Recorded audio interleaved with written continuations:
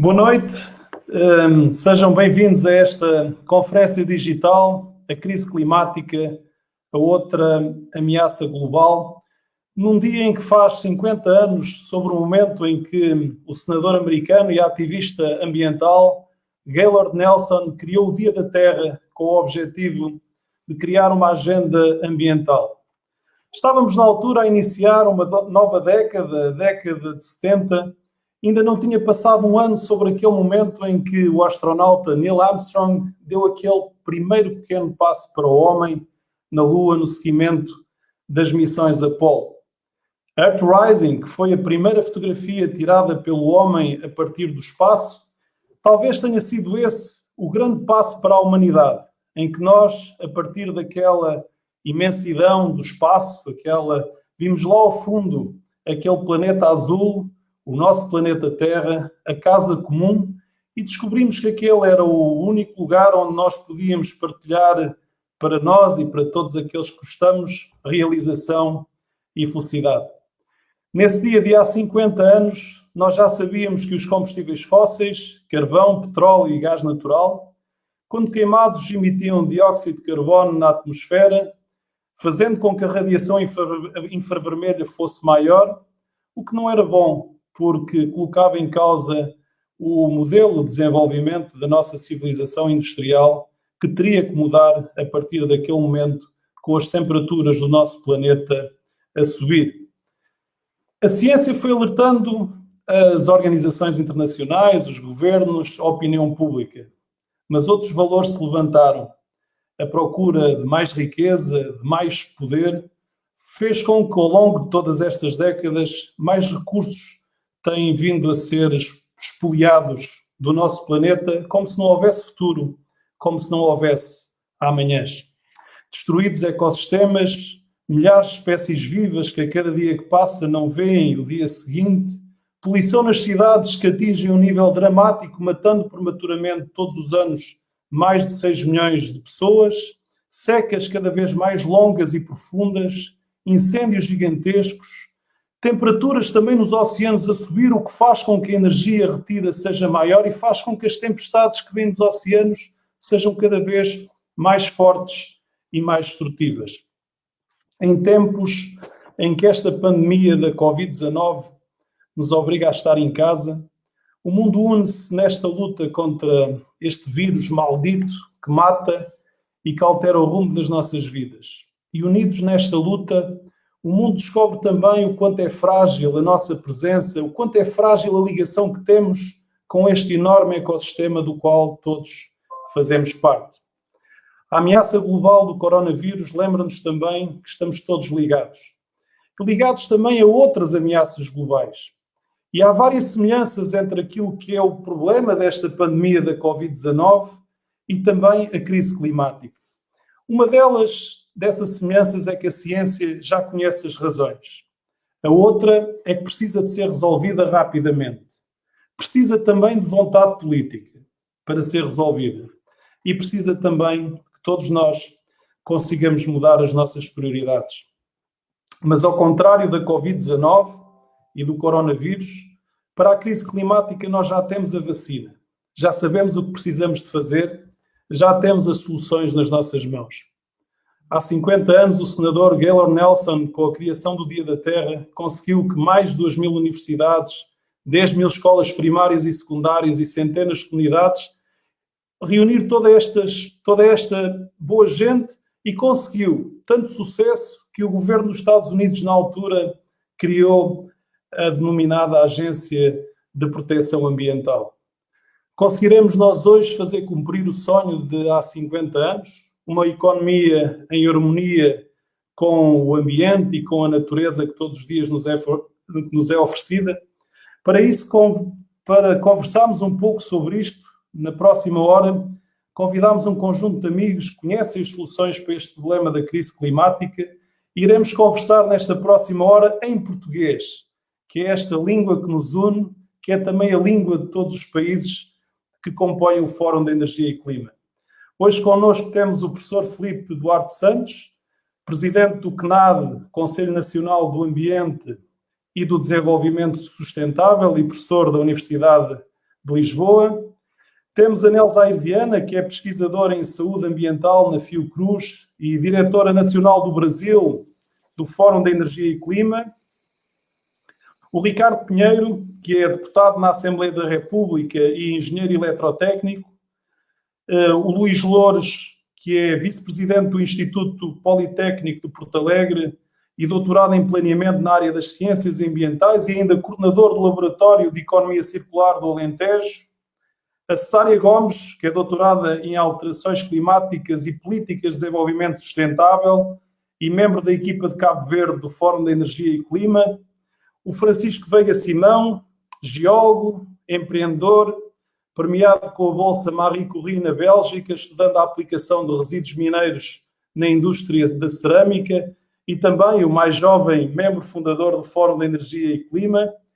E a Mariana Abrantes, que é economista, consultora financeira, especialista no financiamento ou desenvolvimento, com uma notável carreira no setor financeiro, tendo trabalhado também no Banco Europeu de Investimento.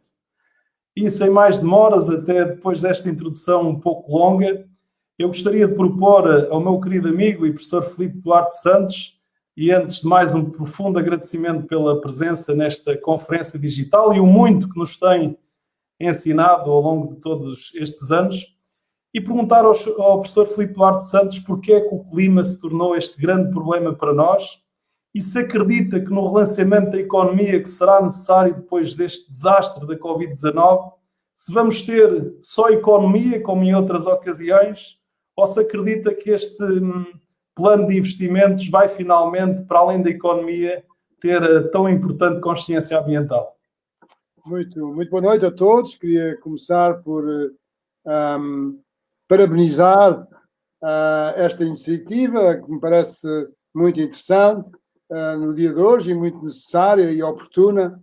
E indo diretamente à sua questão, creio que é importante nós termos presente que os combustíveis fósseis que se começaram a utilizar na Revolução Industrial, primeiro o carvão, depois o petróleo, o gás natural, foram muito importantes para a nossa civilização e foram muito importantes para conseguir, enfim, um bem-estar bastante considerável, pelo menos para parte da humanidade e prosperidade económica.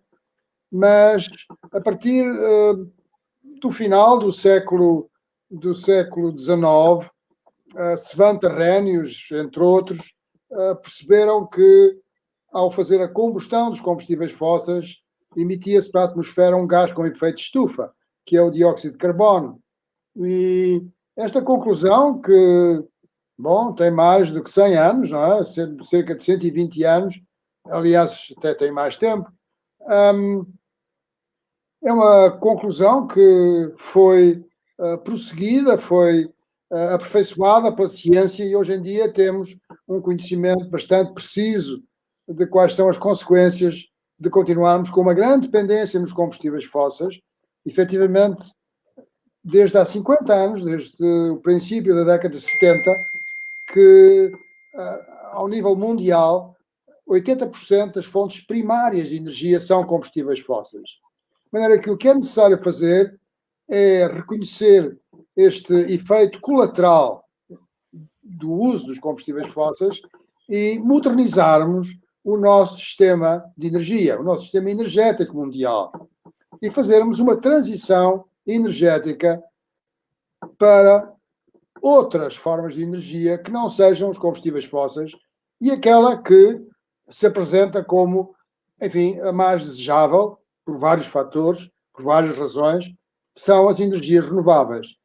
É uma transição que é difícil, mas que é essencial se nós queremos efetivamente travar as consequências que o Ricardo já referiu, e muito bem, das alterações climáticas sobre centenas de milhões de pessoas que sofrem com isso e no futuro vão-se agravar as consequências, aquelas populações, sobretudo, mais vulneráveis em alguns países. Portanto, é possível fazer esta transição, é desejável fazer esta transição E esta crise em que estamos, da pandemia, é uma oportunidade para as pessoas refletirem e beneficiarem nas cidades, sobretudo nas grandes cidades, de um ambiente, de uma atmosfera menos poluída, com menos poluição atmosférica. Há muitas pessoas que notam isso. Vermos que podemos ter uma relação diferente com a natureza e, no que respeita à energia, iniciarmos empenhadamente, cada um de nós, não é só os políticos, é cada um de nós e as nossas organizações, como esta, por exemplo, através do mundo, começarmos essa transição. Obrigado, professor. Esta década é absolutamente decisiva, até 2030. O tempo em que nós fazemos essa mudança é também um fator crucial, na sua opinião. Nós sermos rápidos nas mudanças. Sim, é muito importante. Repare, estima-se que devido ao abrandamento da economia mundial provocado por esta pandemia, que as emissões globais de dióxido de carbono, que essas emissões se reduzam de cerca de 5% relativamente relativamente a 2019. Portanto, de 19 para 20, uma redução de 5%. E seria necessário para cumprirmos o Acordo de Paris, que a redução não fosse de 5%, mas de 6% e todos os anos. Portanto, isto dá realmente uma ideia da grandeza, uma noção da grandeza do problema que temos pela frente. E há pessoas que dizem, bom, mas isto é muito bom, esta redução das emissões, bom, é como reduzir de 100 para 95, mas o problema são as concentrações de gases com efeito de estufa. É essa que nós temos que baixar.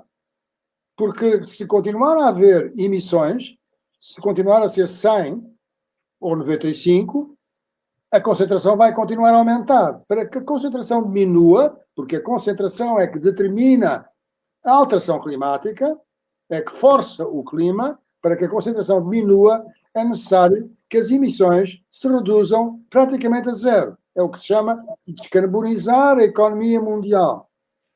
Como disse há pouco, é um desafio muito difícil, muito ambicioso, mas é possível. É possível modernizar a economia mundial e deixarmos a forma antiquada de gerar a energia através dos combustíveis fósseis, que, por outro lado, também têm consequências, como é o caso do carvão, para a poluição atmosférica e, portanto, para muitas pessoas que vivem nas grandes cidades e sofrem com essa poluição atmosférica. Muito obrigado, professor. Nós estamos a receber muitas perguntas, depois já voltaremos a conversar. Para já eu iria até pegando nesse tópico da poluição atmosférica, até porque é absolutamente impressionante um dado que por curiosidade intelectual estava a ler há dias, em que uma pessoa que vive na cidade de Varsóvia fuma passivamente cerca de 1000 cigarros por ano. E, portanto, nós temos aqui connosco a Nelzair Viana, que é pesquisadora em saúde ambiental e é também a diretora nacional do Fórum de Energia e Clima no Brasil, a quem tenho que sempre, cada vez que conversamos, agradecer o enorme entusiasmo que a equipa do Brasil tem tido neste início do nosso projeto e perguntar à Nelzair que partículas são estas, que poluição é esta que foi referida pelo professor Filipe Duarte Santos. Estas partículas estão a matar nas cidades todos os anos prematuramente mais de 6 milhões de pessoas. Parece que isto de poluirmos, de queimarmos os combustíveis fósseis tem um duplo efeito. Ele fica concentrado na atmosfera, mas depois nós ingerimos-lo também todos os dias nas nossas cidades. Até quanto isto é grave, este duplo prejuízo que nós assistimos nesta proximidade que temos com estas viaturas poluentes que nós vimos nas nossas cidades? Ricardo, antes eu gostaria de cumprimentar a todos. Boa tarde para os brasileiros, que aqui ainda é tarde. Uma boa noite para os nossos amigos que estão em outro continente. E agradecer a organização desse fórum, né, o Fórum de Energia e Clima, a oportunidade da gente discutir esse tema tão importante para pensar, inclusive, nesse mundo pós-pandemia. Então, Ricardo, como você perguntou aí sobre a poluição do ar, de fato, a poluição do ar já era reconhecida como uma grande ameaça para a saúde pública no século XXI, reconhecida pela Organização Mundial de Saúde, já que a poluição do ar ela mata mais de 7 milhões de pessoas. São mortes prematuras, né? Tem estudos estimando até 9 milhões de mortes prematuras. Então, isso tem um efeito muito grande, né, na saúde das pessoas. Essa poluição do ar, como você falou, né, ela vem da emissão, principalmente nas áreas urbanas, ela vem da emissão de veículos, né, uma fonte principal é o transporte urbano, mas tem também outras fontes. E essa poluição do ar, claro, ela tem aí vários poluentes, né, sendo que um deles, principal, que está mais associado com os efeitos à saúde humana, é o material particulado, que a gente chama de partículas finas, que a gente chama também de PM2,5. 2,5 devido ao seu tamanho, né, que são partículas micrométricas, e ela alcança, através do trato respiratório, alcança os pulmões, os alvéolos, entra na corrente sanguínea e traz vários efeitos à saúde humana. Então, essa poluição, né, gerada pelas fontes urbanas, ela não só traz esses poluentes de partículas, né, partículas finas, como outros gases também. Então, sobre a poluição do ar, a gente tem uma preocupação com a poluição que afeta diretamente a saúde das pessoas, né, que estão respirando continuamente no trânsito, ou, como você falou, tem estudos que mostram, inclusive, nós temos um estudo aqui no Brasil, que mostra que em São Paulo, 1 hora no trânsito é equivalente a 5 cigarros. Então, apenas 1 hora no trânsito. Então, nós temos, devido a essa crescente urbanização, né, mais de 80% das pessoas na América Latina já vivem em cidades. Então, isso significa que cerca de 90% das pessoas estão respirando ar de má qualidade, acima dos padrões da Organização Mundial de Saúde. Então, essas partículas, elas vêm carreadas de substâncias tóxicas, né? Na verdade, é uma mistura de substâncias sólidas e líquidas, e que traz grandes efeitos à saúde. Com relação ao coronavírus, nós temos também já alguns estudos mostrando essa correlação, né, associando a poluição do ar e a associação direta com a morte, né, relacionada ao coronavírus. Então, já tivemos estudos relacionando, por exemplo, aí na Itália, né, mostrando que no norte da Itália, sendo uma área mais industrializada, ela tem uma poluição mais elevada e mais urbanizada, e isso mostrou números mais elevados, né, da mortalidade pelo coronavírus nessa região, comparado com outras áreas com o nível de poluição menor. Então, estudos também já têm sido reportados em Harvard, mostrando que eles analisaram mais de 3.000 cidades nos Estados Unidos, mostrando essa associação, onde cidades com níveis mais elevados de poluição de material particulado, nesse caso, ele deixa mais vulnerável. E isso é fácil da gente imaginar que isso seja possível, já que essas partículas elas afetam diretamente o tecido pulmonar. Então, ela deixa esse organismo em estado pró-inflamatório. E isso facilita a entrada de outros agentes, seja vírus, seja bactérias. Então, esse sistema ele já se encontra lesionado e isso deixa mais vulnerável à infecção pelo coronavírus. Muito bem, Nelzair. Mas e qual será, neste momento, a solução que nós podemos ter para além de poder viver numa zona menos poluída? Terá que partir dos governos ter uma política da mobilidade sustentável? Que outro tipo de soluções é que estão a ser procuradas aí nas cidades brasileiras? Ou que outros bons exemplos que existem no mundo? Tendo em conta também o ADN deste Fórum de Energia e Clima, de nós falarmos também muito de soluções daquilo que já temos nas nossas mãos. Pois é, Ricardo, esse é um ponto importante da gente debater, porque o que acontece? A poluição do ar, ela, para muitos, ela é invisível, é imperceptível.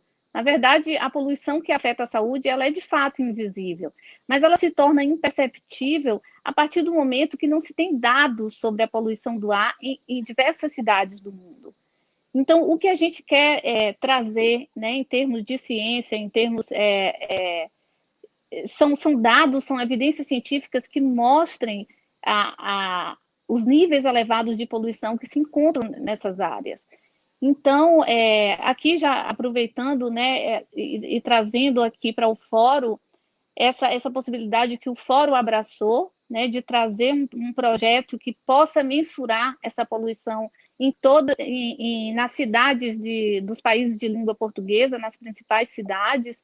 Então, isso vai trazer evidências que facilitam o diálogo para as políticas públicas.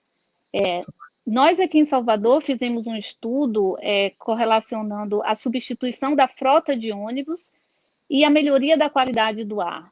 Então, quando isso ocorreu em termos de números, quando a gente trouxe esses dados, facilitou o diálogo com o poder público, onde nós pudemos demonstrar que havia uma redução, né, de mortes relacionadas a doenças cardiovasculares e respiratórias, em função da substituição de ônibus por uma frota menos poluente. Então, o que a gente precisa? A gente precisa ter dados sobre poluição do ar para dialogar com o poder público e esse poder público passar a entender que esse é um risco que precisa ser gerenciado. E aí adotar políticas públicas relacionadas ao transporte, né? Incentivar, inclusive, o transporte ativo e outros tipos de modais que sejam menos poluentes. Então, essas são políticas que estão sendo adotadas pelas grandes cidades, né? Substituição de matriz energética, substituição do diesel por uma frota elétrica, e incentivar também que as pessoas possam circular com outros modais, ou utilizando transporte ativo de bike, enfim. Aí tem várias políticas que podem ser implementadas. Nelzair, muito obrigado pelo contributo, já voltamos a conversar. Eu agora lançaria um desafio ao Ricardo Pinheiro, com a seguinte reflexão. O professor Filipe Duarte Santos referiu aqui que nós ainda dependemos no mundo inteiro de 80% dos combustíveis fósseis para toda a energia que consumimos, quando o vento, a geração de energia a partir do vento ainda tem 40 vezes potencial. E há um dado também impressionante, é que numa hora de sol, para dizer a verdade, ainda é menos que uma hora, nós tínhamos toda a energia suficiente para as nossas necessidades energéticas durante um ano. Mesmo assim, o FMI, e cito o FMI, as indústrias dos combustíveis fósseis continuam a receber, em subsídios diretos e indiretos, cerca de 10 mil milhões de dólares por minuto, o que é um contrassenso. E por isso aquilo que gostava de perguntar, Ricardo, era o que é que, na tua opinião, achas que podemos fazer para ver acelerada esta transição para as energias renováveis, sendo que é um dos fatores que mais pode contribuir para a nossa vitória na crise climática? Bem, em primeiro lugar, boa tarde e boa noite a todos os colegas de painel. Agradecer ao Fórum o convite que me fez para poder estar presente com todos vós e, acima de tudo, deixar uma nota que é mais de aprendizagem para mim enquanto deputado da Assembleia da República e também enquanto cidadão deste grande país e desta grande região que são os países de língua oficial portuguesa. Na verdade, a forma como Portugal, e fazendo um enquadramento em relação àquilo que acontece em Portugal, Portugal produz anualmente, ou compensa anualmente, 70 milhões de toneladas de CO2, e isto é aquilo que toda a produção económica do país representa e que deve ser compensada com um valor de crédito de carbono que está associado a uma cotação mundial em bolsa do preço do CO2. Eu acho que cada vez mais é importante introduzirmos a forma como deste princípio de poluidor-pagador, cada vez mais penso que possa ser um sistema que seja absolutamente necessário para ajudar a fazer a transição energética, não só à escala nacional, mas também à escala mundial.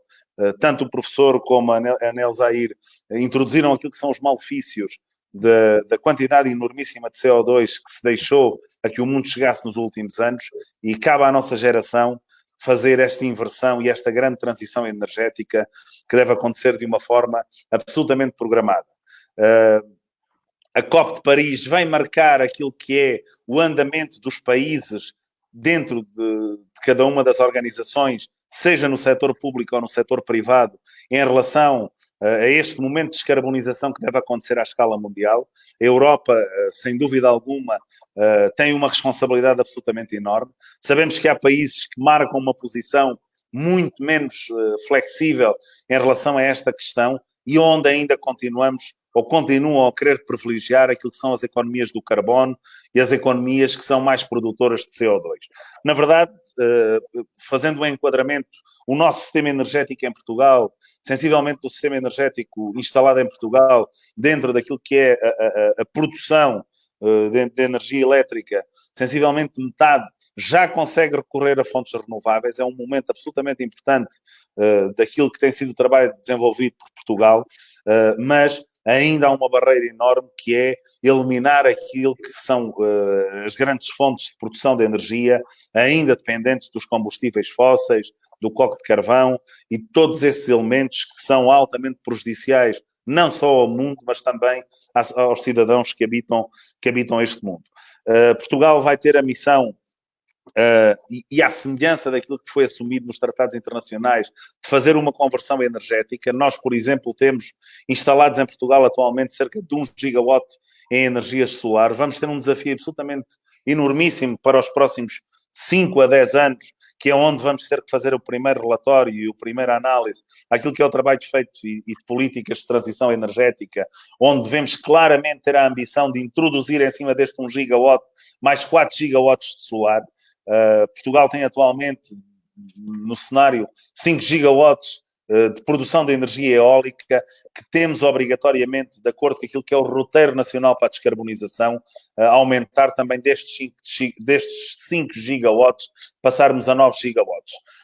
É uma transição que me parece que vamos ter que continuar a competir com aquilo que são as pandemias que estamos a viver neste momento, a forma como estas pandemias afetam a cotação do preço do barril de petróleo à escala mundial. Inclusive vivemos dias onde era absolutamente impensável vermos valores negativos em relação à fixação de preços de mercado do barril de petróleo, que em vez de serem pagos, até existem compensações a todos estes contratos à escala mundial. E eu acho que devemos claramente, na minha opinião, conjugar esta baixa do preço do petróleo com aquilo que pode ser o aumento da contribuição extraordinária que o crédito de carbono, a emissão de CO2 à escala mundial, dentro das várias economias, deve ser compensado. Também sabemos que vivemos momentos onde, claramente, é preciso compensar toda a utilização do plástico, toda a utilização destas energias, e dar espaço e dar tempo, mas monitorizarmos e criarmos um programa onde estas mudanças possam acontecer de forma verdadeiramente efetiva. Se a forma como todas estas questões vão acontecendo à escala mundial e podem trazer pandemias ou outro tipo de fenómenos que são completamente descontrolados, o professor Filipe iniciou na sua intervenção uma questão que me parece que é pertinente, que é, durante este mês e meio de paragem da economia mundial, o que é que aconteceram aos gases de efeito de estufa. Eu acho que compete à nossa geração perceber, planear e identificar políticas que, mesmo parecendo que o preço do acesso a tecnologias como as do carvão e do petróleo possam ser aliciantes do ponto de vista económico, é necessário fazermos aqui uma mudança de paradigma.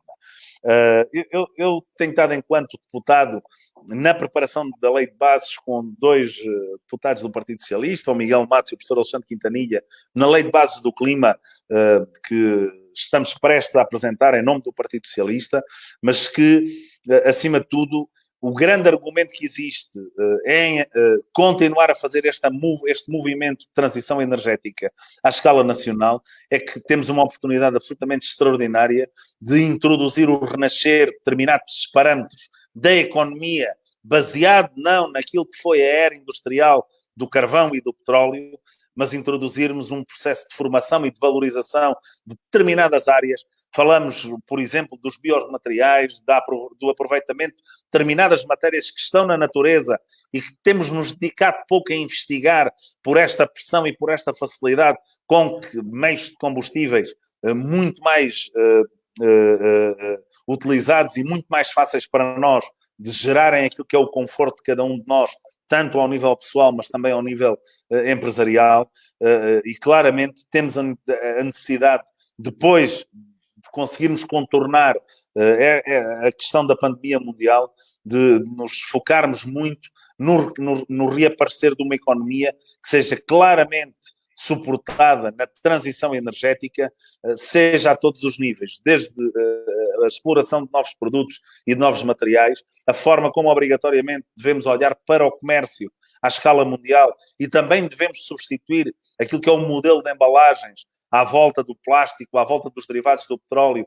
que claramente causam um momento absolutamente preocupante naquilo que é a poluição marinha, a forma como temos a produção de resíduos sólidos urbanos, que claramente os países da Europa temos imenso a trabalhar nesta matéria, o momento da economia circular que devemos projetar, e não baseado em grandes programáticas teóricas, mas em grandes exercícios, onde o momento da economia circular em relação à valorização de tudo aquilo que utilizamos, possamos introduzir na cadeia mental de cada um de nós, de cada português, de cada europeu, de cada cidadão do mundo, que tudo aquilo que nós possamos utilizar deixa de ter o conceito de lixo e mesmo um conceito que é os resíduos reaproveitáveis ou reutilizáveis, mas perceber que este resíduo não está no final da cadeia, quando nós rasgamos o plástico de qualquer um dos produtos, mas está sim no início da cadeia de proteção de uma grande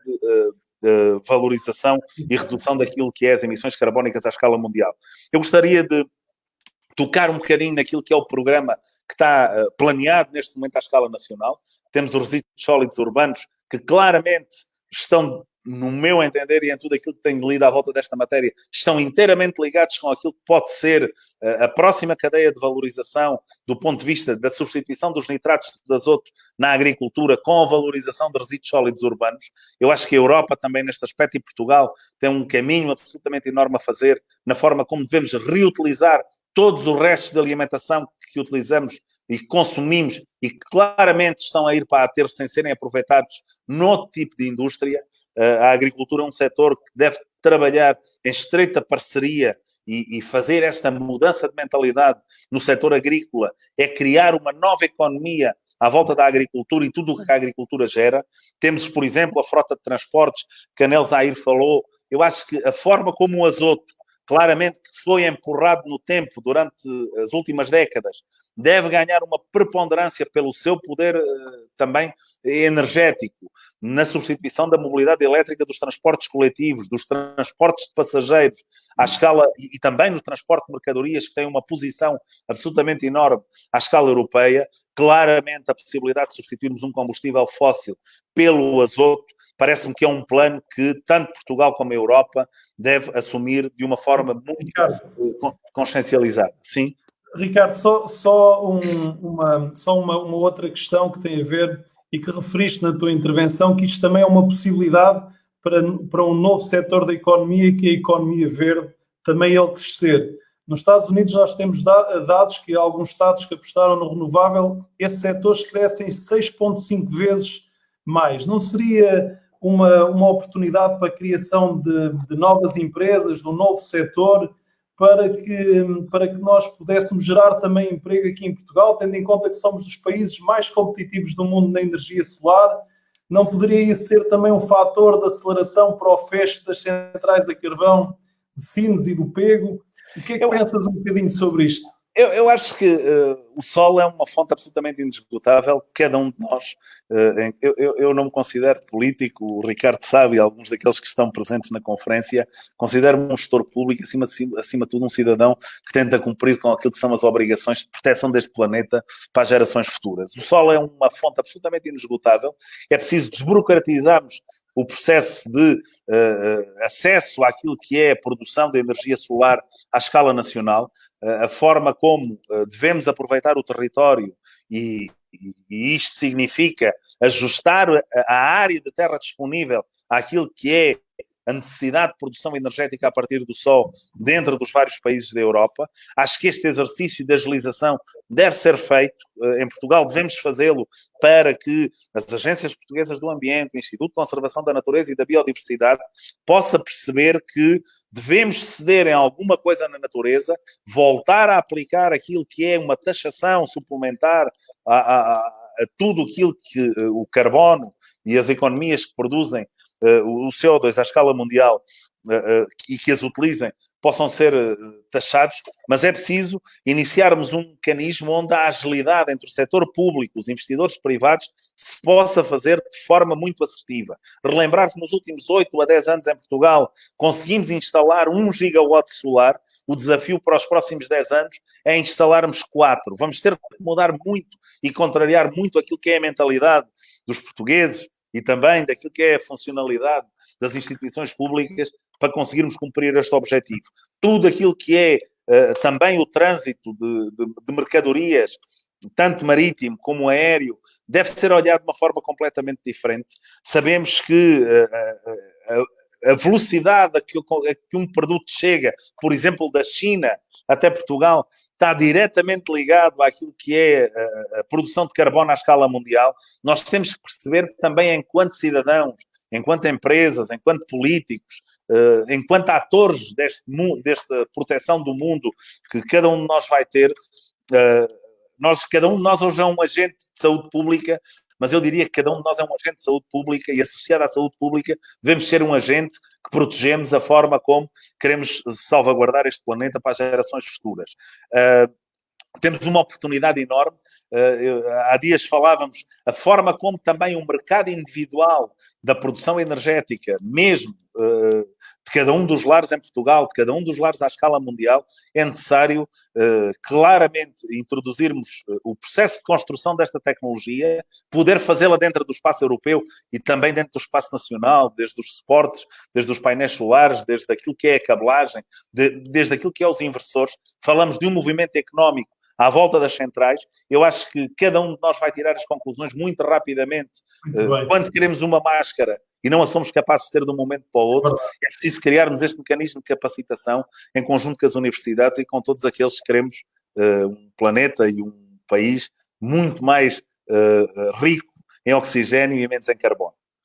Ricardo, muito obrigado. Nós depois já vamos voltar à conversa. Estão aqui a cair muitas perguntas, mas para já íamos ouvir o Luís Loures, que nesta qualidade de coordenador do Laboratório de Economia Circular do Alentejo, eu gostaria de lançar um desafio, que é saber se é possível nós caminharmos para uma economia que recicle, que reutiliza as matérias-primas, ou se vamos continuar condenados a esta sociedade do consumo e do descarte. Qual é que é a tua visão, Luís, sobre este tema importantíssimo da economia circular?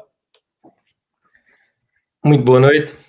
Naturalmente, agradecer o convite que me foi dirigido, não só em nome pessoal, mas também em nome do Politécnico e do Laboratório Circular do Alentejo. Parece-me que, dentro destas questões que nós estamos agora, que temos vindo a falar e das intervenções anteriores, nós conseguimos perceber facilmente que a economia circular é essencial para conseguirmos dar resposta àquilo que são as necessidades futuras. Nós, quando pensamos em termos de consumo, e falou-se aqui na questão da alteração climática, falou-se aqui na questão do reaproveitamento energético, mas em termos gerais, aquilo que muitas vezes acontece, e que me parece, do ponto de vista científico, que é um dos principais problemas que nós temos, não é tanto com aquilo que nós não sabemos, mas mais com aquilo que nós fingimos não saber. E eu acho que esse é efetivamente o problema que nós enfrentamos nos dias de hoje, porque nós todos reconhecemos que é necessário efetuar uma transição energética, não só pelas questões de alterações climáticas que já foram evidenciadas, mas por outras, como também todos percebemos que os princípios subjacentes às questões inerentes à economia circular são totalmente necessários para conseguirmos, de alguma forma, combater e mitigar os impactos do consumo exagerado que a nossa sociedade foi implementando.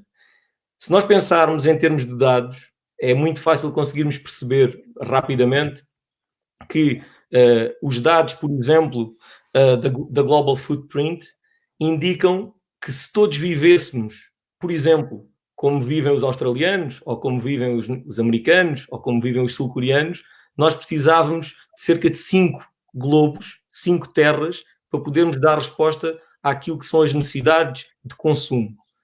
E sabemos isto, sabendo isto, é necessário ter uma atividade específica sobre aquilo que são estas sociedades de consumo e estas questões específicas ligadas ao consumo que cada um de nós, de forma individual, deve ter na sua responsabilidade enquanto cidadão, e por isso a economia circular e os seus princípios são fundamentais. Mas eu diria que numa perspectiva muito, muito prática e aplicada, a economia circular pode ser uma temática fundamental para virar este ponto do consumo, mas ela tem que ser enquadrada de um modo muito responsável e muito integrado.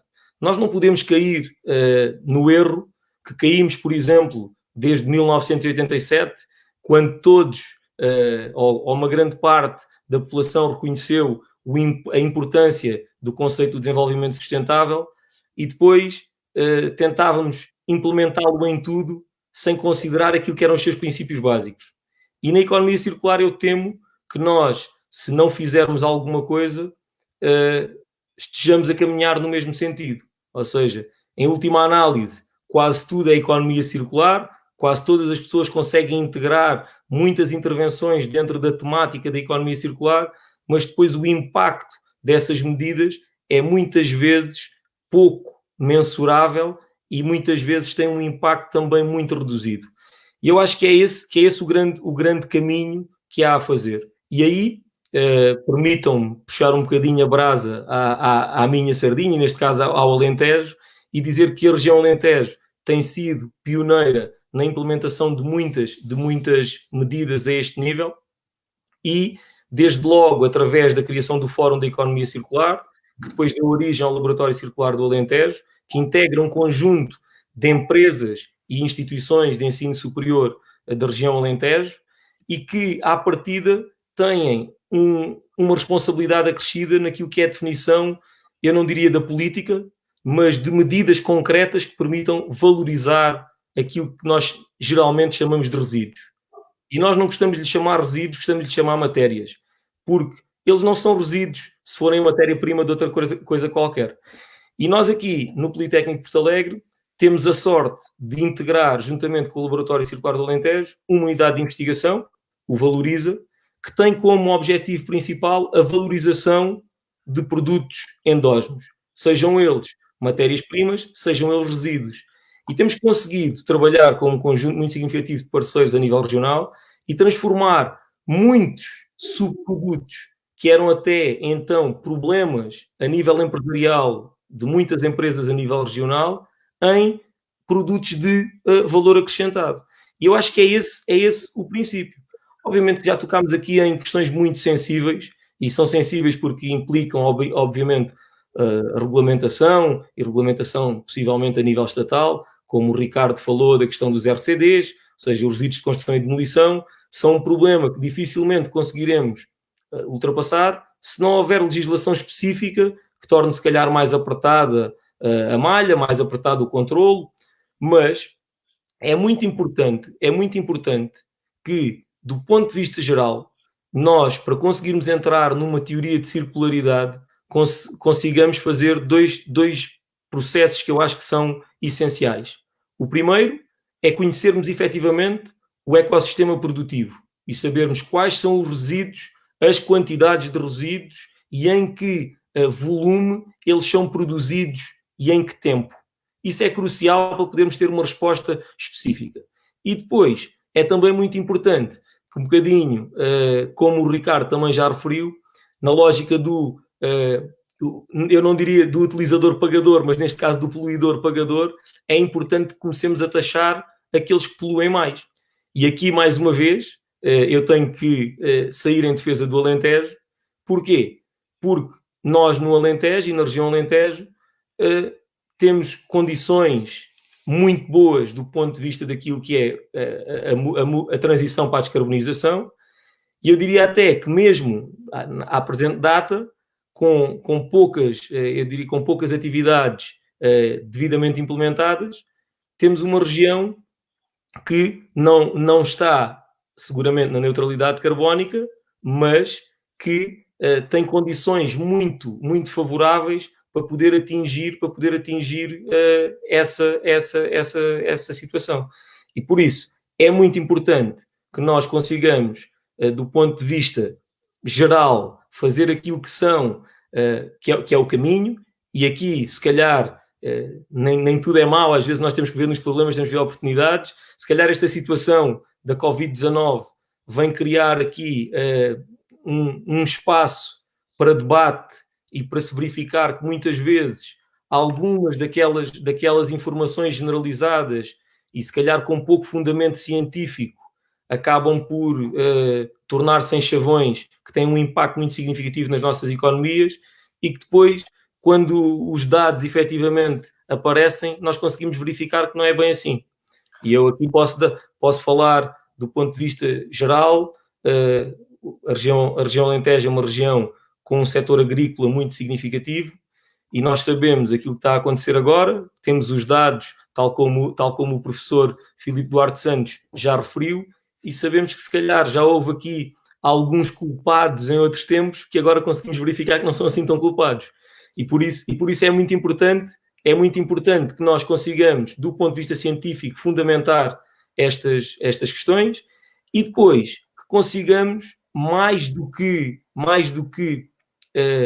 utilizar a economia circular como um chavão, como eu disse há pouco, aconteceu com o caso do desenvolvimento sustentável. Eu acho que nós temos de definir princípios efetivos e implementações específicas que permitam contribuir, de facto, para a circularidade da economia.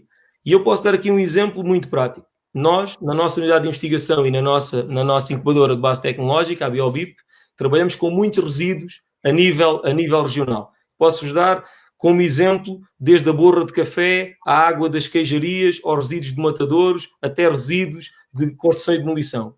E nós utilizamos, entre outras tecnologias, a valorização dos resíduos para a produção de energia, muitas vezes por gaseificação ou outra técnica química similar. E o que acontece muitas vezes é que mesmo esses processos, que permitem valorizar um resíduo, produzem eles próprios outro resíduo. Normalmente cinzas ou outro resíduo similar.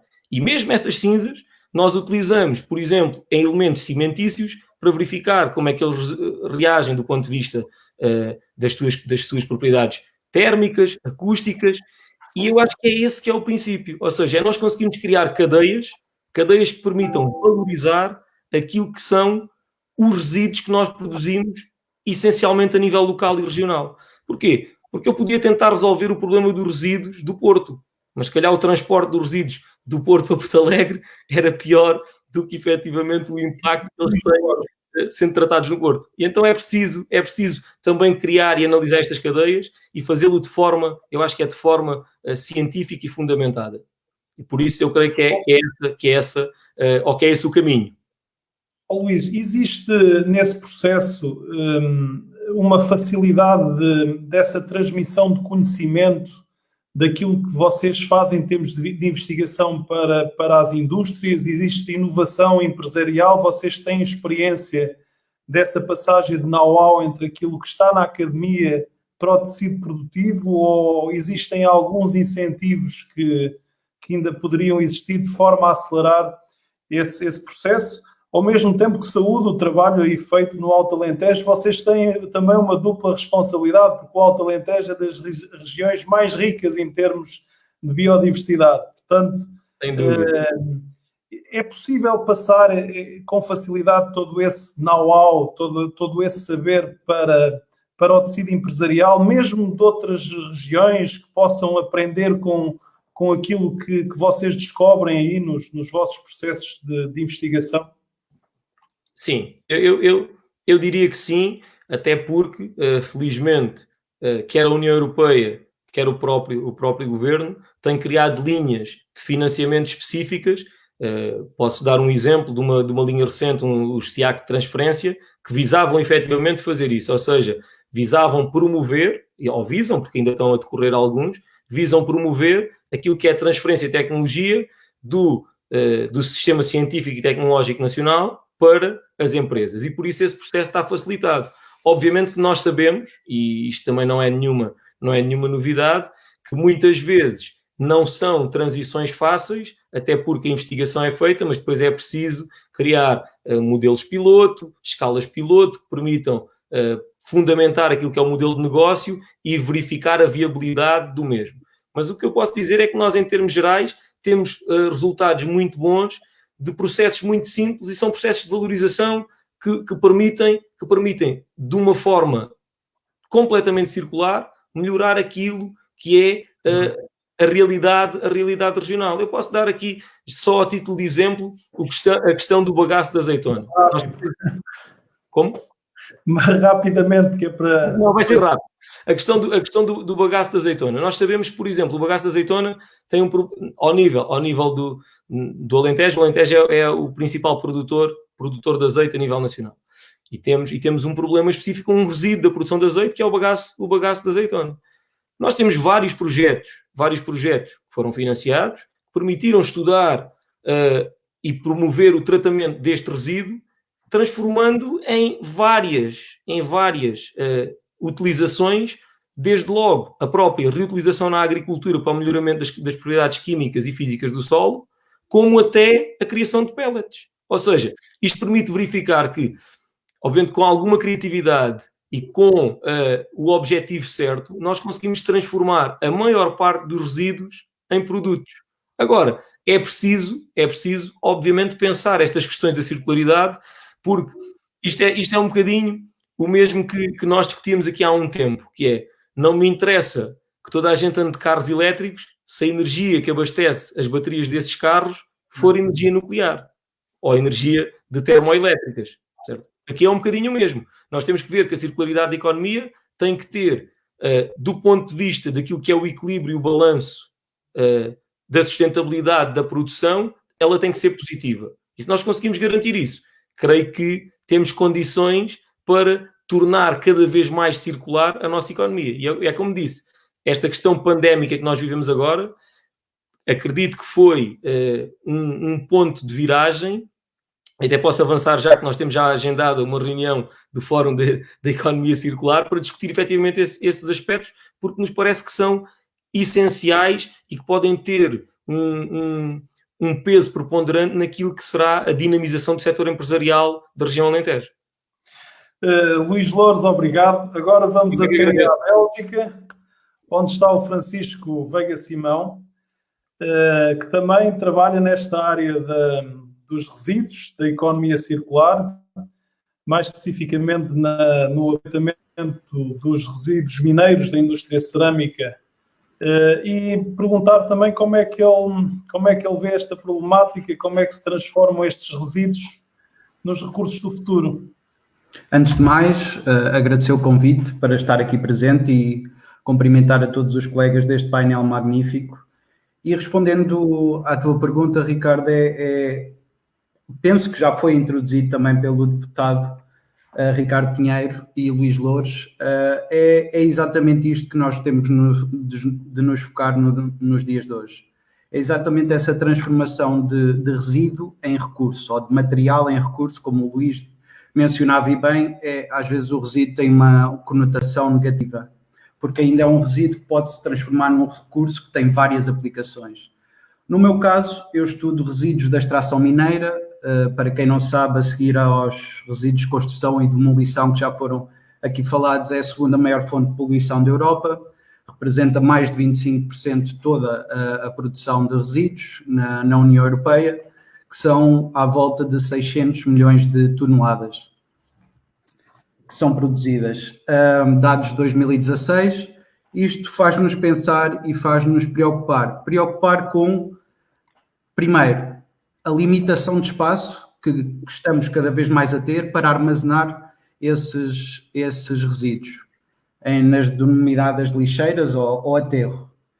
Os custos dessa deposição e da gestão dessa deposição. É também relevante que esses resíduos não acabem aí, ou seja, que seja extraído o seu potencial. Dessa forma, existe uma escassez de recursos a nível mundial, muito por culpa do domínio ou neocolonialismo chinês, que cada vez mais está a comprar as reservas desses recursos metais, falo de recursos metálicos.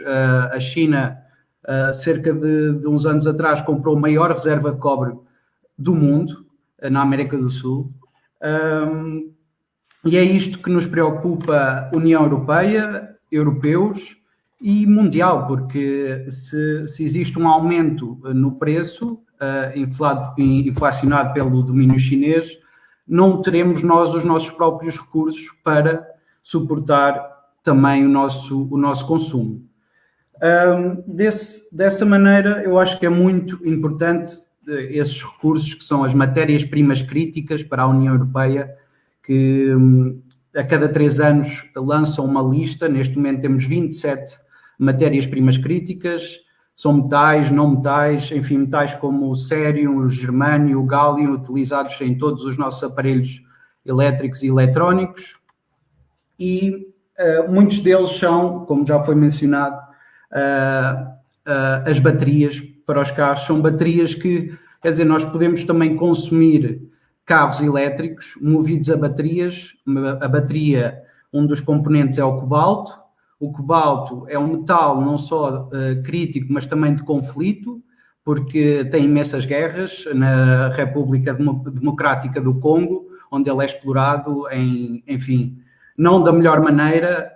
Muitas pessoas são exploradas para fazer essa mesma extração, e isso levanta muitas questões éticas e de consumo. Ou seja, nós temos de montar uma economia, uma socioeconomia que se baseie na obtenção destes resíduos e destes recursos, que poderão ser recursos, da melhor maneira possível, respeitando todas as questões éticas, morais e a necessidade de cada um. Por fim, relativamente a estes resíduos, dizer que no que respeita aos resíduos da extração mineira existe uma grande também poluição para o ambiente. São metais tóxicos, arsénio também está bastante presente nessas combreiras e nas barragens de lamas ou células de lamas da lavaria das minas, que depois de lavarem o minério vão ser postas em aterro. Existe também essa possibilidade de haver essa oxidação desses metais que estão nesses aterros, e também a infiltração e a junção com águas ou superficiais ou subterrâneas, que depois podem contaminar todo o meio ambiente e, por consequente, nós próprios, não é? Porque também culturas agrícolas são também afetadas, peixe, enfim, com níveis bastante altos desses metais. Portanto, o que penso que é de ressalvar é este modelo para a economia circular. Eu acho que também não nos devemos enganar com o termo economia circular. É circular, mas não é um círculo fechado. O Luís Louro já o mencionou, e a verdade é que existem perdas, ou seja, também vão ser gerados resíduos residuais, ou seja, é uma percentagem pequena, porque vamos estar a reutilizar e vamos estar a remanufacturar esses produtos. No entanto, é sempre muito mais vantajoso pegar num resíduo do que começar de novo a fabricar outra matéria-prima. E é aí que temos de caminhar para uma economia mais sustentável, mais verde, que esta pandemia também nos está a deixar refletir no nosso consumo, na nossa maneira de pensar. Eu acho que esta política Eu lembro-me, quando era mais novo, a política de 3 R's, neste momento já passou a 5 R's, porque realmente existe a necessidade de repensar o propósito, ou seja, tenho mesmo de comprar este recurso ou poderei reutilizar outro. Ou seja, tentar maximizar esse material, esse recurso, até nos descartarmos dele. E só em último é que existe a reciclagem. Mas por todos os outros ciclos, desde o repensar, recusar, reutilizar, reparar e, por fim, sim, fazer a reciclagem de vida. Eu acho que este é o assunto que também é importante ressalvar, que é a mudança do comportamento humano, que por vezes é difícil de prever, mas penso que temos de pensar para caminharmos para um mundo melhor, um mundo mais verde e sustentável. Obrigado, Francisco. Eu iria passar agora à Mariana Abrantes. A parte do financiamento da economia verde é verdadeiramente decisiva para conseguirmos fazer essa mudança. Aliás, o setor financeiro português assinou a Carta das Finanças Sustentáveis. Isto já se sente no terreno. Há uma preocupação do setor financeiro a olhar para a natureza do investimento, como eles são feitos, se os investimentos respeitam o meio ambiente, o impacto ambiental que têm no uso dos recursos, ou isto ainda é um caminho que nós ainda temos que percorrer. Portanto, era este o desafio que lançava Mariana, agradecendo estar aqui connosco também nesta conferência. Muito obrigada. Boa noite a todos, ou boa tarde para o Brasil, e muito obrigada por esta oportunidade. Sim, eu tenho estado a acompanhar esta discussão, sobretudo da utilização dos resíduos, e faz-me recordar que alguns bancos comerciais, eu trabalhei muitos anos na banca, começaram a desenvolver princípios ambientalistas para a concessão de crédito há muitos anos, há décadas. O primeiro conjunto de conceitos que eu me recordo de ouvir era os Equator Principles, os princípios do Equador, que tinham, eu recordo-me quando havia apenas talvez 40 bancos que trabalhavam nisso e procuravam introduzir isso nas questões nas decisões de crédito.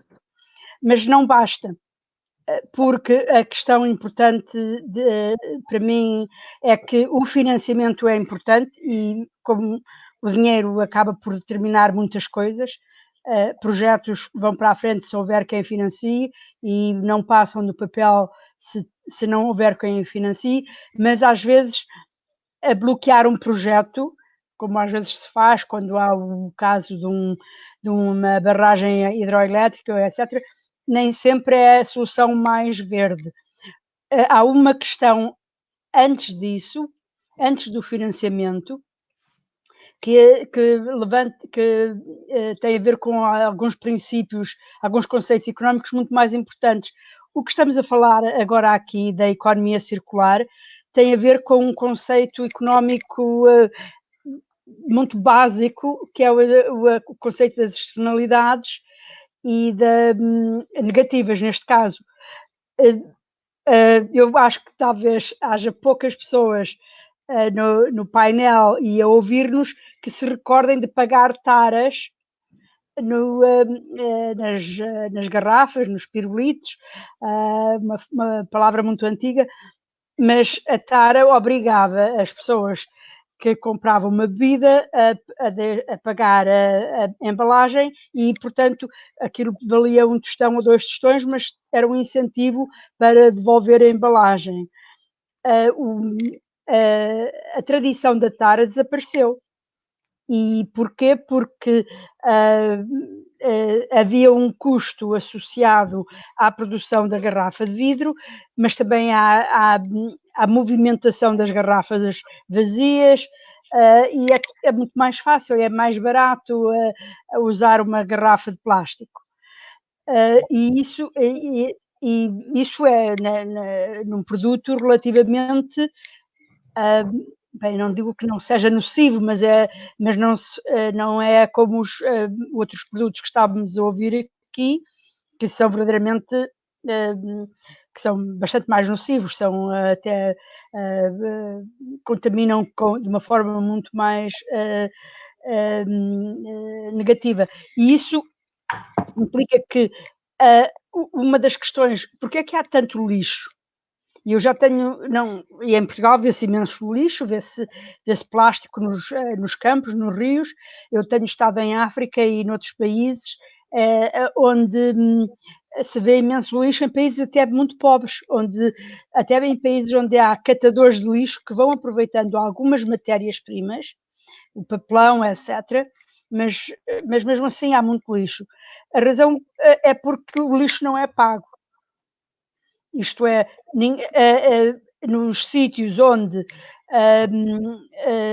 as pessoas têm uma cota de lixo e se produzirem mais do que isso têm que pagar extra, e se forem e em que há uma fiscalização muito apertada que não permite deixar o lixo numa encosta, como também já tenho visto aqui em Portugal, o lixo começa a ter um custo, começa a ser como petróleo agora, que não há onde o pôr. Porque é que o petróleo está neste momento com preços negativos? Porque os depósitos estão cheios em todo lado.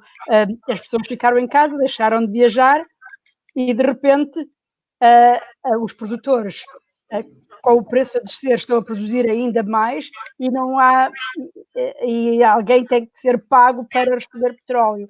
Portanto, isso não acontece com os resíduos sólidos, não acontece menos, mas acontece um bocadinho em alguns países com as águas residuais, porque geralmente o tratamento da água residual é feito com base numa comissão, é pago por uma tarifa que é paga com a própria água potável. Portanto, eu se consumir 1000 litros de água potável, eu tenho que pagar uma tarifa para tratar esses 1000 litros de águas residuais.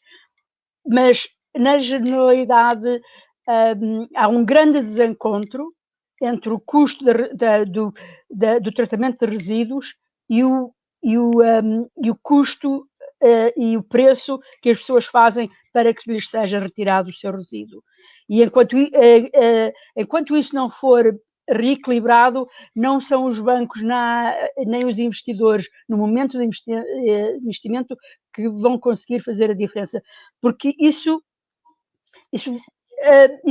não abrange todos.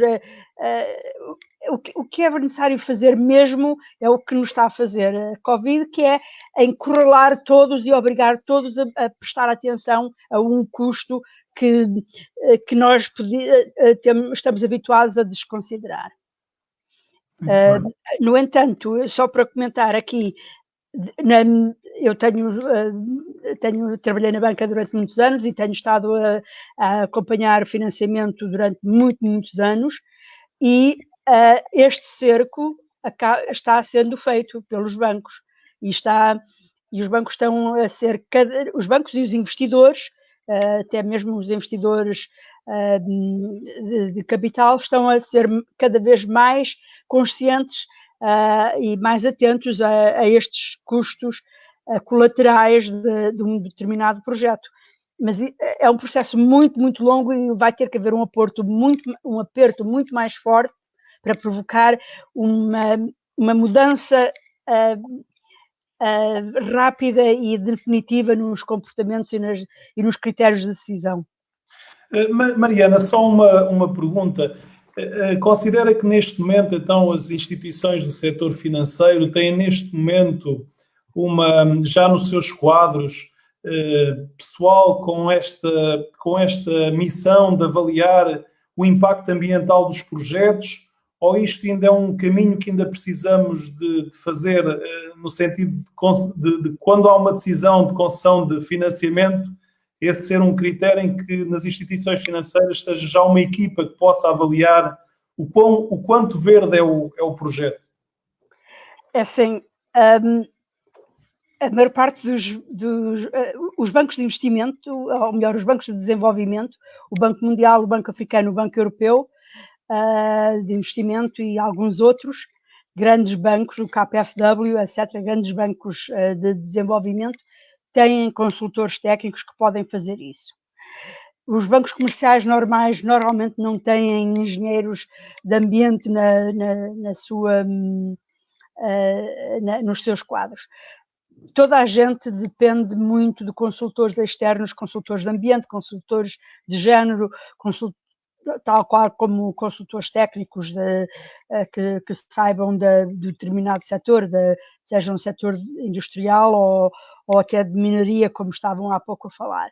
Na minha experiência, eu tenho trabalhado com muitos consultores externos que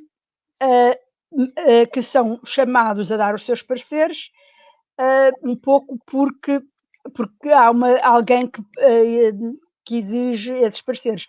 Há o IFC, o Banco Mundial, têm critérios cada vez mais apertados e mais envolvidos. São também bastante, quer dizer, todo este processo de introduzir nas análises e na decisão os custos todos, que é disso que se trata, de introduzir os custos todos a montante e a jusante, não só os custos de acabar com o habitat de um sapinho, como eu me recordo de alguns projetos, mas também os custos de depois ter resíduos a jusante que podem ser tóxicos ou que podem causar um problema a médio prazo ou a longo prazo. Todo esse processo é um processo muito lento e o que estamos aqui a ouvir,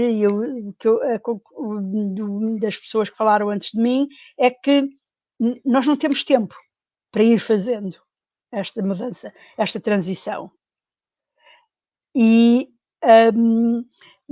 o que nós, cada um de nós tem que fazer, e individualmente e sobretudo em conjunto, coletivamente, é criar o sense of urgency, a urgência para fazer isto para ontem, para dedicar recursos para procurar e encontrar e aplicar soluções de uma forma muito mais rápida e eficaz.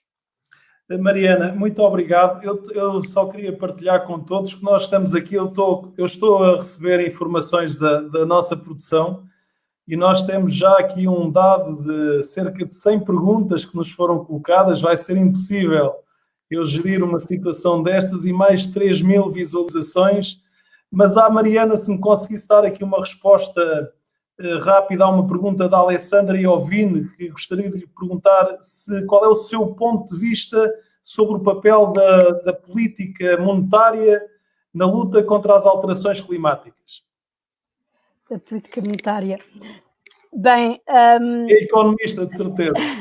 Sim, estou a ver. Muito bem. A política monetária a política monetária não deve ter um papel de financiamento. A política monetária é suposto só determinar se as taxas de juros são 2%, ou 3% ou 4%. E o que é diferente da política de crédito, que determina que se financia o projeto A, que é mais sustentável, e não o projeto B ou C, que é menos sustentável, que é o que nós temos estado a falar aqui, é mais política de crédito. O que está a acontecer é que a política monetária está a ser utilizada como pau para toda a obra. Há uma crise, baixam-se as taxas de juro. E na Europa estamos numa situação em que as taxas de juros já não definem o verdadeiro preço do dinheiro e do time value of money, o valor hoje de dinheiro que eu vou só receber daqui a 5 ou 10 anos. E então eu acho que é por isso que eu estava a tentar minimizar um pouco o valor, a capacidade do sistema bancário gerir esta mudança. Eu acho que o sistema bancário é muito importante a intermediação financeira tem um grande impacto na economia e na sociedade, mas não... E necessita ser muito mais eficaz e pôr o preço certo no dinheiro e nas coisas que financia, mas eu acho que não... os bancos têm também estão a olhar não para daqui a 3 anos ou daqui a 30 anos, mas daqui a 3 meses. Eles têm que apresentar resultados no próximo trimestre e, portanto, eles não vão ser a solução, não são panaceia, infelizmente, digo eu, depois de 25 anos na banca. Muito bem. Pronto, Mariana, muito obrigado. Eu passaria agora à Cesária Gomes, que é especialista em zonas costeiras, e perguntar de que forma é que esta subida do nível das águas do mar está a ter influência nas zonas costeiras e mesmo nas atividades das zonas costeiras, uma vez que os oceanos estão mais quentes, se isso tem uma influência já visível neste período de consequências que muitos de nós achamos que já estamos neste momento. Boa noite a todos. Aproveito a ocasião para agradecer, portanto, a oportunidade e o convite que me foi dirigido. Indo diretamente à questão, as zonas costeiras, portanto, são áreas de transição entre o ambiente marinho e o ambiente terrestre. As intervenções que me antecederam, no caso do professor Filipe, portanto, da doutora Nelzair e entre os outros colegas aí do painel, tiveram a referir várias consequências das alterações, portanto, climáticas, com as emissões, portanto, do dióxido de carbono. E mais uma das consequências, portanto, das alterações climáticas preende-se com a subida do nível do mar. Com a subida do nível do mar, que também tem, portanto, consequências nefastas a nível das zonas costeiras, entre os quais a erosão, provocando a erosão, a submersão e as inundações costeiras. E essas consequências são ainda mais gravosas a nível das ilhas, principalmente das ilhas rasas. E nos últimos 36 anos, as projeções feitas, portanto, entre vários autores, incluindo o IPCC, desde 1983 a 2019, não obstante, portanto, os valores mínimos e máximos da subida do nível do mar, projetados até o final do século XXI, os valores extremos ultrapassam 1 metro relativamente à subida do nível do mar.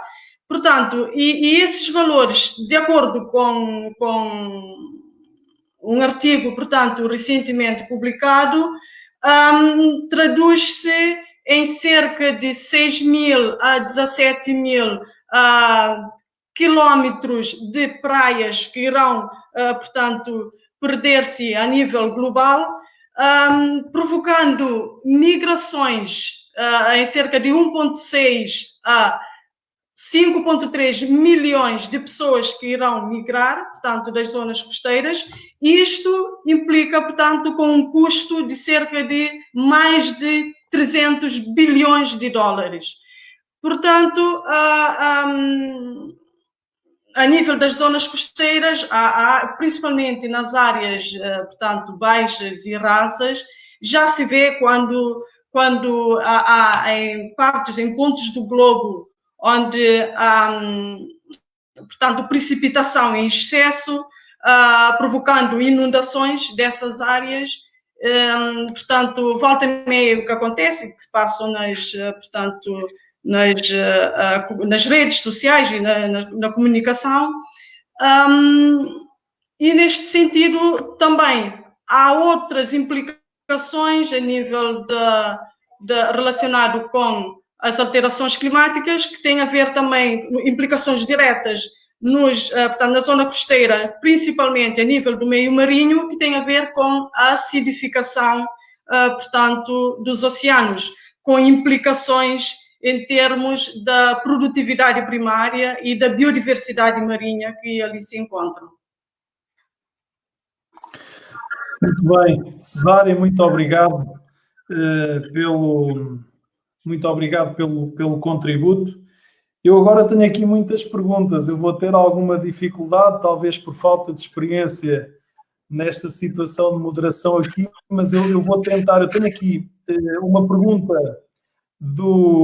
da Ana Cláudia Santos para o engenheiro Ricardo Pinheiro, a perguntar se me consegue indicar quanto é que Portugal vai ganhar em termos de emissões com o fecho das duas centrais a carvão.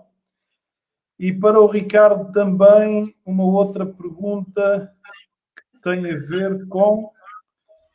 Para já eu abri esta pergunta e então vou tentar localizar aqui a próxima, que eu sei que há aqui mais uma. Força, Ricardo. Obrigado. Bem, eu gostava de partilhar... Conseguem ver esta imagem que eu estou a partilhar com todos vós? Sim. Conseguem ver a partilha, Ricardo? Sim. Ok. Então, para responder em primeiro lugar, obrigado pela pergunta. Este é um mapa que traduz aquilo que é o panorama de produção de emissões carbónicas à escala nacional. A produção de energia está muito próxima dos 20 milhões de toneladas de CO2. Eu diria que as duas centrais de carvão, tanto a central de Sines como a central do Pego, podemos estar a falar de 3,3, 3,5 gigawatts de potência num total dos 20 gigawatts que o Sistema Nacional tem instalado à escala nacional. Por isso eu diria que andamos próximos dos 15 milhões de toneladas de CO2, as duas centrais de carvão. Se conseguirmos fechar as centrais de carvão, será mais ou menos o valor de que estamos a falar. Este gráfico está no roteiro nacional para a descarbonização e são dados oficiais da Agência Portuguesa do Ambiente. Eu gostava de introduzir só mais uma questão que me faltou, que é, e foi deixada a dica pelo professor Luís Louros, que é associar àquilo que é o pagamento das emissões carbónicas cada vez mais um conceito que é o conceito de valorizar os territórios de baixa densidade com o pagamento pelos serviços de ecossistemas.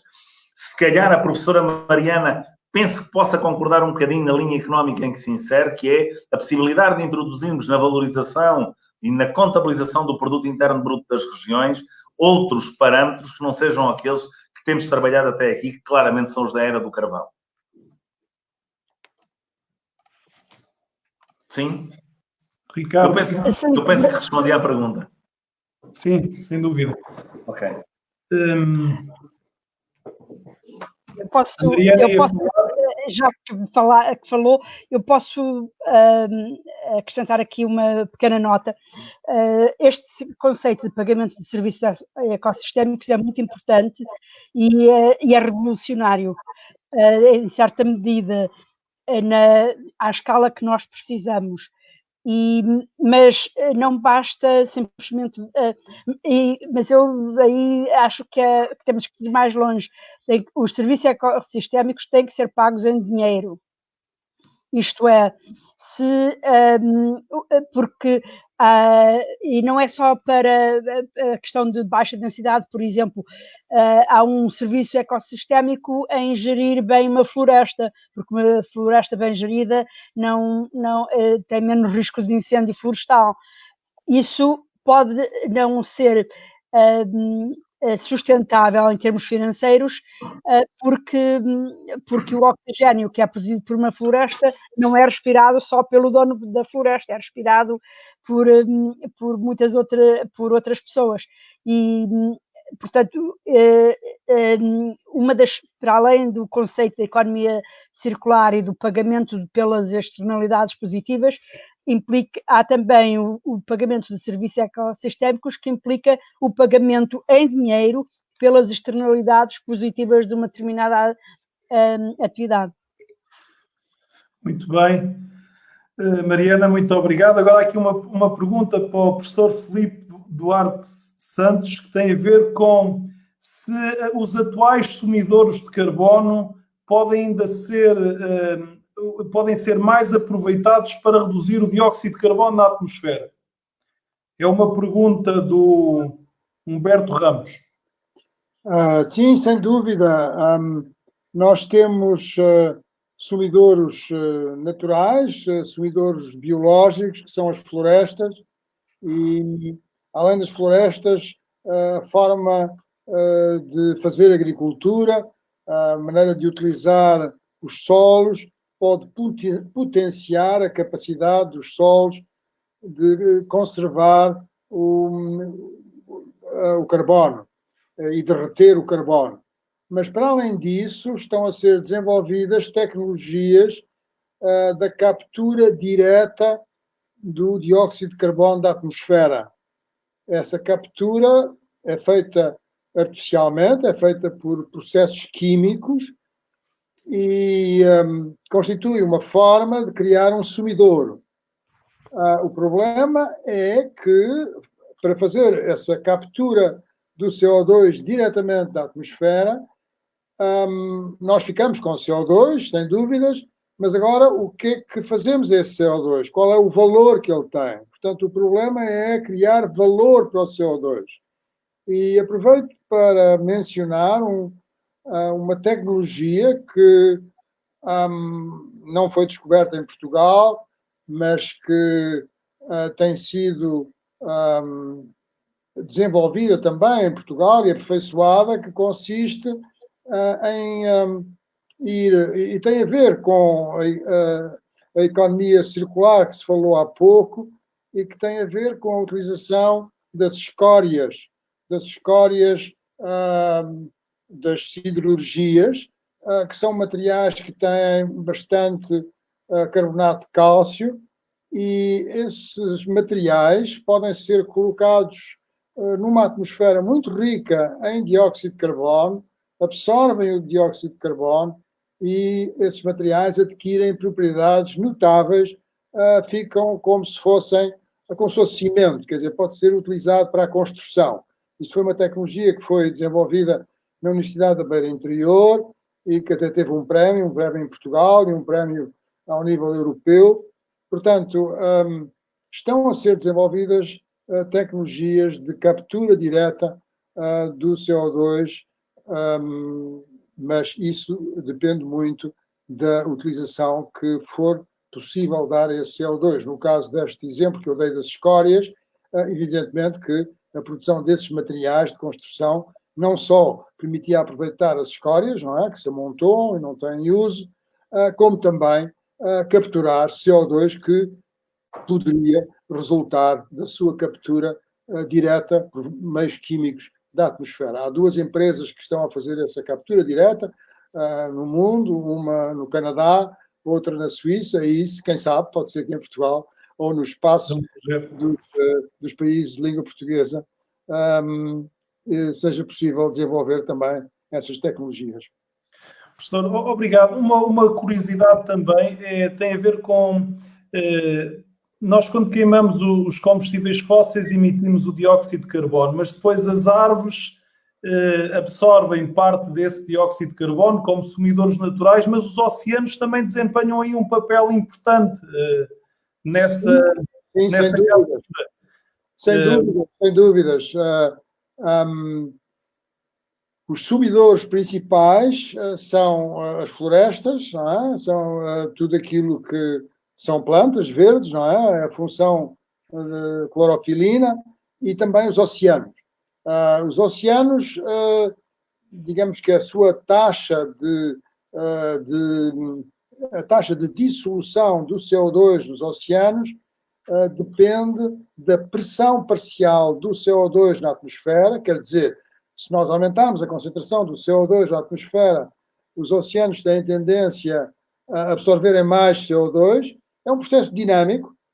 Na superfície do oceano está permanentemente a ser absorvido dióxido de carbono e está a ser libertado dióxido de carbono. Mas se houver uma pressão parcial na atmosfera Se aumentar essa pressão, ele é mais dissolvido.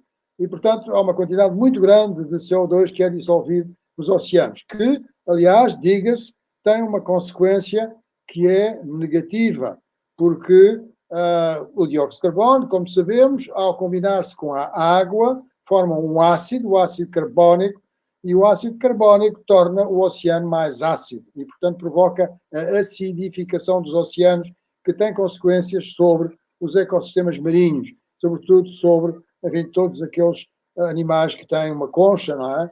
E moluscos, tipos de moluscos, e também sobre os corais, etc. Mas realmente é assim, os oceanos e a biosfera, portanto, são os principais sumidores. Outra coisa que acontece é que essa capacidade de dissolução do CO2 nos oceanos decresce, diminui, se a temperatura dos oceanos aumenta, que é precisamente aquilo que está a acontecer. Não é? O CO2 é muito interessante porque, enfim, em intervalos de tempo muito grandes, portanto, na larga escala do tempo, ele constitui um mecanismo regulador do clima, não é? Porque sempre que aumenta, nós temos um aumento da temperatura, porque aumenta o efeito de estufa. Sempre diminui, então temos um arrefecimento, e isso permite regularizar o clima através da interação com os oceanos. Professor, e é expectável, se nós conseguirmos estes objetivos de descarbonização, que seja possível recuperar essa vida marinha, os corais e todas estas espécies que neste momento estão prejudicadas por esta acidificação dos oceanos? É possível esperar que venha a acontecer essa regeneração no futuro, se nós começarmos a ter uma relação com o nosso mundo natural mais sustentável? É uma excelente pergunta. Bom, uma das coisas que as pessoas se perguntam muitas vezes é porque é que o Acordo de Paris estabeleceu 2 graus Celsius como limite máximo para o aumento da temperatura relativamente às temperaturas pós-industriais. E a razão dos 2 graus é que os impactos sobre os diferentes tipos de ecossistemas, sobre os diferentes componentes do sistema climático, não eram particularmente gravosas, não eram muito gravosas, embora sejam gravosas, se nós ficássemos abaixo de 2 graus Celsius. Mas abaixo de 2 graus Celsius já há uma vítima anunciada. E essa vítima são os corais, os recifes de corais. Os recifes de corais não vão completamente deixar de existir, mas aquilo que vai restar dos recifes de corais são pequenos núcleos aqui e acolá, mas nada daquilo que se conhecia, digamos que há 50 anos ou há 100 anos. Aquela chamada Great Barrier Reef, na costa leste da Austrália, está a ser extremamente, enfim, afetada por 3 coisas, essencialmente. Uma é a acidificação, a outra é o aumento da temperatura e a outra são os ciclones tropicais muito mais intensos, muito mais intensos. Não é o número de ciclones tropicais que está a variar, mas é a fatia dos ciclones tropicais que são muito intensos. E esses ciclones tropicais muito intensos, quando varrem zonas com corais, enfim, são extremamente destrutivos. Obrigado, professor, pela excelente explicação que nos trouxe aqui a todos. Eu tenho aqui uma pergunta para a Nelzair Viana, da Mónica Santos Silva. Uma pergunta mais reflexão, em que diz: o mundo mais justo, mais digno e sustentável só será possível com a humanização da economia, assente no modelo sustentável de produção e de consumo. O nosso estilo de vida é fundamental para a transformação que queremos ver acontecer. E uma outra pergunta também, isto é mais uma reflexão para a Nelzair, que tem a ver com, eu peço desculpa, mas eu estou aqui a tentar localizar-me, que tem a ver com... está aqui, se os responsáveis pela emissão de poluentes sofressem multas e penas severas, perdas de fundos de investimento, se a Nels Air acha que as coisas iriam melhorar a médio prazo?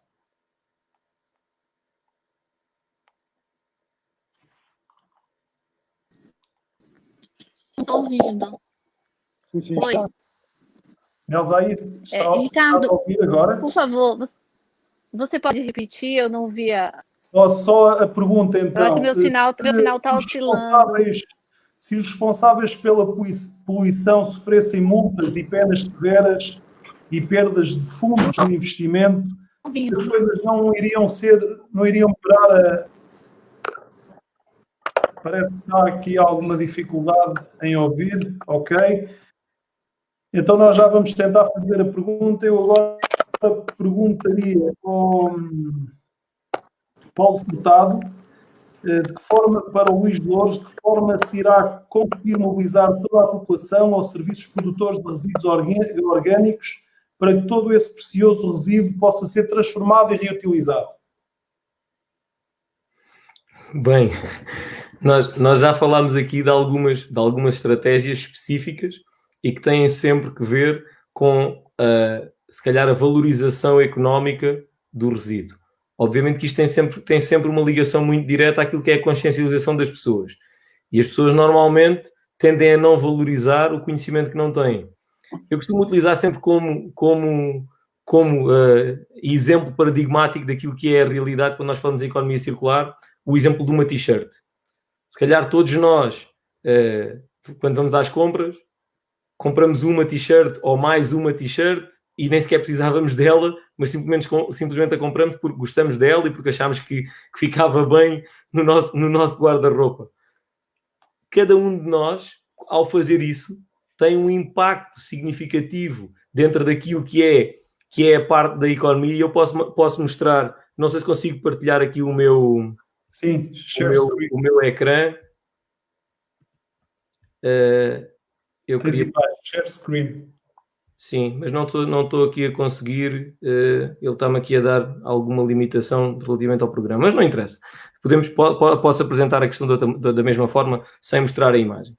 Quando nós pegamos numa t-shirt, nós, em termos práticos, uma t-shirt durante o seu ciclo de vida médio representa o consumo de 2.700 litros de água.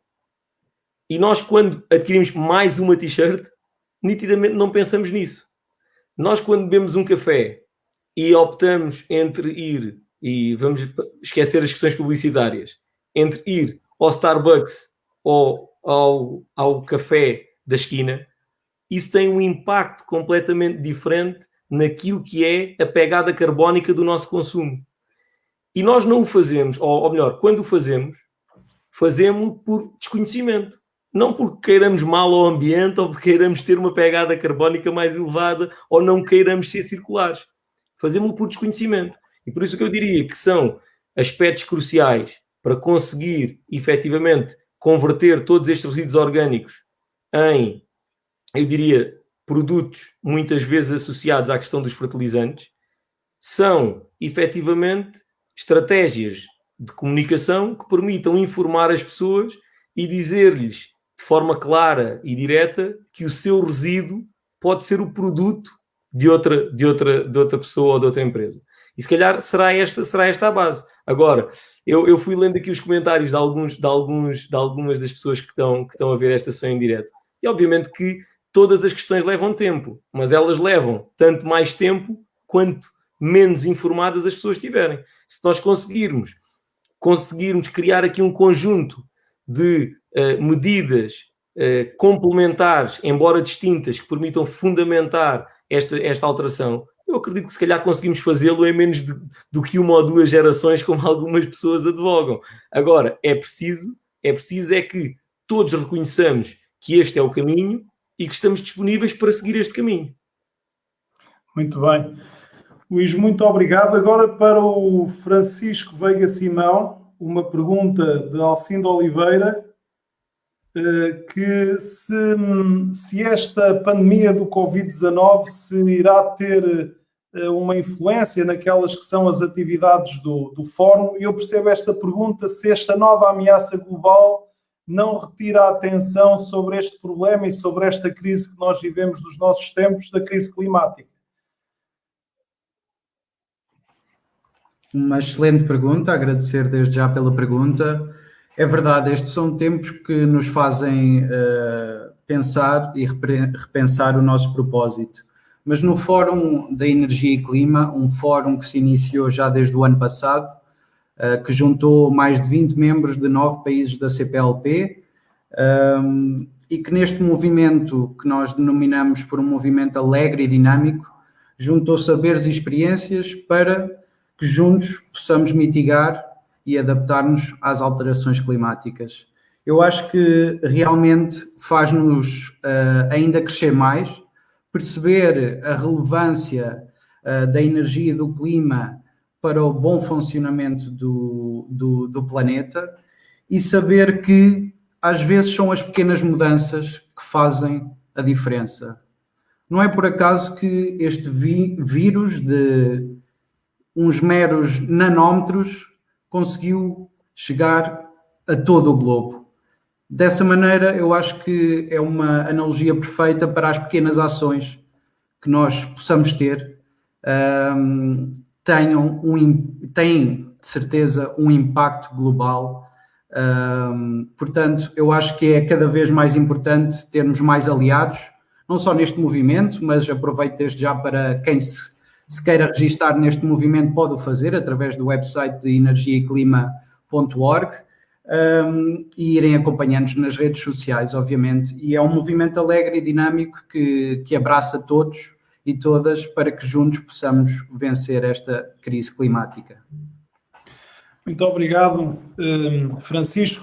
Eu tenho aqui uma última pergunta para a Cesária, que tem a ver com a questão da Cesária Gomes, da Carla Mendes, que tem a ver com, na tua opinião, Cesária, como é que o problema da igualdade de género interfere com o problema das alterações climáticas?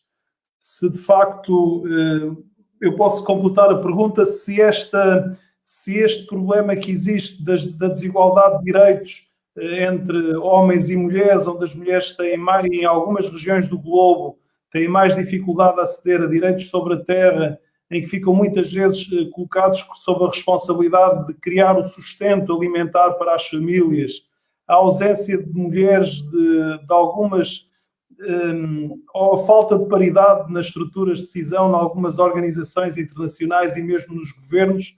Como é que vês esse problema da igualdade de género relacionado com este problema das alterações climáticas, que não é uma questão, como todos já sabemos, neutral? Obrigada.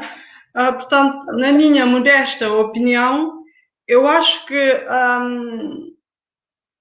um dos passos relativamente no combate às alterações climáticas tem que ser a educação, ou seja, formação, informação, sensibilização, portanto, sensibilizar as pessoas, para além das decisões relacionadas com a diminuição, portanto, ou seja, descarbonização da economia, que foi tanto aqui falado. Relativamente à educação, portanto, pensando na minha realidade, portanto, a nível da África, em que muitas vezes o sexo feminino não tem acesso às informações necessárias, porque eu acredito que educando uma menina ou uma mulher, portanto, estamos a educar o mundo. Portanto, uma das frases mais usadas em África. E neste sentido, muitas vezes, nós, as mulheres, não temos acesso à educação, principalmente à educação de topo, de nível. Há várias barreiras, fala-se muito em empoderamento das mulheres, mas muitas vezes não passa do papel, que é muito difícil. É muito difícil. Eu falo no caso concreto, portanto, da minha realidade africana, que eu conheço mais ou menos, em que não é fácil, portanto, no meio onde muitas vezes depara-se com mulheres ou com mães, famílias monoparentais, em que são as mulheres desempenhando o papel de pai e mãe, portanto, na educação dos filhos e na procura de alimentação para os mesmos, sustento da casa, e dali pensar ou sonhar em realmente trepar um caminho a nível de procurar mais informações ou mais conhecimento, não é fácil. E tem sido uma batalha, já se fez muito, é verdade, mas ainda há muito por fazer. Ainda há muito por fazer. E neste sentido, portanto, eu penso que apostando na educação é um dos caminhos realmente, portanto, fundamental relativamente ao combate das alterações climáticas. Muito obrigado, Cesária. Eu gostaria de passar agora ao professor Filipe Duarte Santos e perguntar também sobre a sua visão sobre esta pandemia, sobre esta situação que alterou a vida de todos nós e que nos está a fazer ter esta conferência de forma confinada, mas muito próximos e num debate acho que muito interessante. Se queria acrescentar alguma coisa também sobre este momento que estamos a viver. Sim, salientar, enfim, no Dia da Terra, que as zoonoses e este Covid-19, esta pandemia, é uma zoonose, ou seja, o covírus, há artigos científicos que mostram que tem uma origem natural. Ele vivia num animal, provavelmente o morcego, não está ainda completamente estabelecido, mas o facto é que ele saltou do morcego para outro animal e desse outro animal para as pessoas. Mas o que eu gostava de salientar é que as zoonoses estão-se a tornar mais frequentes no mundo. E para dar um número concreto, desde 1960 a 2004, registraram-se no mundo 335 novas doenças e destas 60% são zoonoses. E, enfim, nomes que todas as pessoas conhecem, como seja o ébola, o HIV, o dengue, a febre do Nilo Ocidental, Zika, enfim, tudo isso são zoonoses. E, portanto, resultam de quê? Bom, resultam muito provavelmente de que nós estamos a afetar a integridade da biosfera, nós estamos, se quiserem, a destruir, a degradar a biosfera, estamos a invadir ecossistemas que são muito importantes, como sejam as florestas tropicais, e a destruir até, muitas vezes, essas florestas, e esse contacto mais frequente com os animais, e até o facto de que, por vezes, em certos casos, devido à pobreza, certas pessoas comem animais selvagens, e há uma tradição na China de fazer isso, que resultou de um período particularmente difícil da história da China, em que a pobreza era dramática, ou seja, há cerca de 70 anos, em que as pessoas comiam animais selvagens porque não havia mais para comer, e esse hábito manteve-se, não é? E agora há aqueles mercados vivos, em que os animais são muito maltratados e em que podem, de facto, e assim, fazer-se a transmissão dos animais para os homens. Portanto, advertir que é mais um sinal de que, por este caminho, vamos prejudicar muito o nosso bem-estar e a nossa prosperidade económica. E, portanto, que temos de inverter caminho, encontrar novas formas de prosperidade sustentável, depende muito do comportamento de cada um de nós. Não é só a questão das políticas, as políticas são fundamentais, a tecnologia é fundamental, mas também aquilo que nós fazemos, qual é o nosso comportamento, se não podemos ter um comportamento mais amigo do ambiente e um comportamento mais sustentável. E, enfim, agora, realmente a terminar, também há doenças que são propagadas, ou transmitidas por vetores, ou seja, por mosquitos, por exemplo, ou por carraças, e que se propagam para regiões onde não existiam devido às alterações climáticas. Um exemplo muito claro disso deu-se, enfim, na Madeira, portanto, um país, quer dizer, Portugal, um país da CPLP, em que não havia dengue. Foi feito um estudo em que, enfim, participei, em que nós advertimos para o risco de aparecer o dengue, porque não havia mosquitos infectados com o agente da doença, mas simplesmente se houvesse, as condições climáticas eram mais favoráveis a esse mosquito, e foi isso que aconteceu. Acabou por, como há muito trânsito para a Madeira, de ir para a Madeira, acabou por serem infectados e o dengue apareceu. Está controlado hoje em dia, mas é um risco que existe em todo o mundo destas doenças se propagarem para regiões onde não existiam devido à mudança do clima. Muito obrigado, professor. Eu perguntava aos restantes amigos que estão nesta conferência se alguém quer acrescentar mais alguma questão ou mais alguma observação.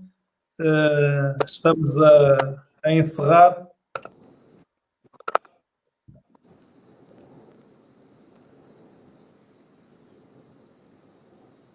Parece que ninguém adianta e, portanto, cabe-me a mim, então, agradecer a disponibilidade de todos neste serão.